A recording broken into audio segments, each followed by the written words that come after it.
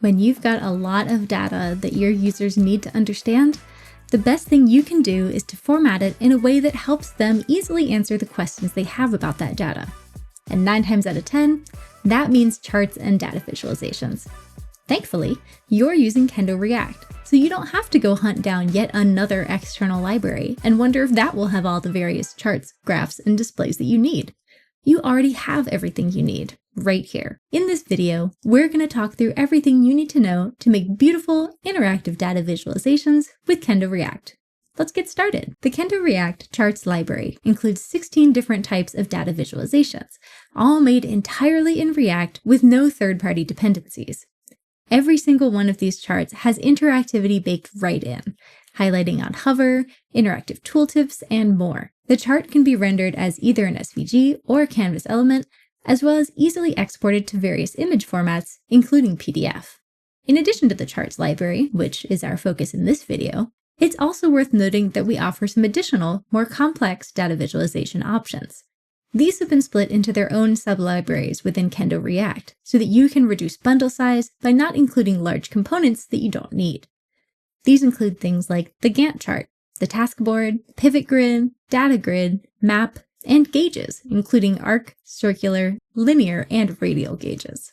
All KendoReact packages are available through NPM, so it's easy to get up and going super quickly.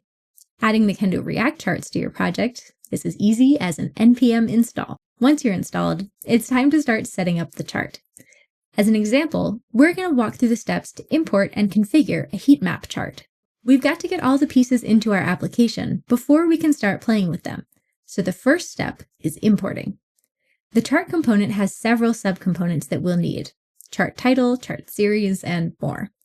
You might need different subcomponents for different chart types, so make sure to always check the documentation if you're having trouble getting something to work. You might just be missing a subcomponent. In our case, we'll need the subcomponents for chart series and chart axes. I've also got a separate file here, heat map data, that has all the data we're going to use in the chart, so I'll import that as well. Now that we've got everything imported, time to put it to use. We'll start with our parent chart component, then use the chart series and chart series item child components to set up the specifics of our chart and wire up the data source. In chart series item, I'm defining the type of chart I want to use as the heat map with type equals heat map. If you wanted to use a bar chart or a pie chart or anything else, this is where you'd swap that in. Then I'm going to tell it to use the data that I imported to populate the chart. And that's it. Your brand new heat map is up and running. As you can see, the data is being imported. Everything is working as expected. However, there are a couple more tweaks that I'd like to make, just to customize the look and feel of my chart. The first thing I want to do is remove the label numbers in each square marker. I want my heat map to focus more on communicating high-level general trends, so the actual numbers aren't super important. To change this, I'm going to set labels to visible false in my chart series item to remove them. That's looking much better. But what if I want to change up the shape of my markers too, so that it feels a little less like a grid? I'll set my marker type to circle in chart series item, and I'll give them a border with a 2-pixel width, so they have a little breathing room.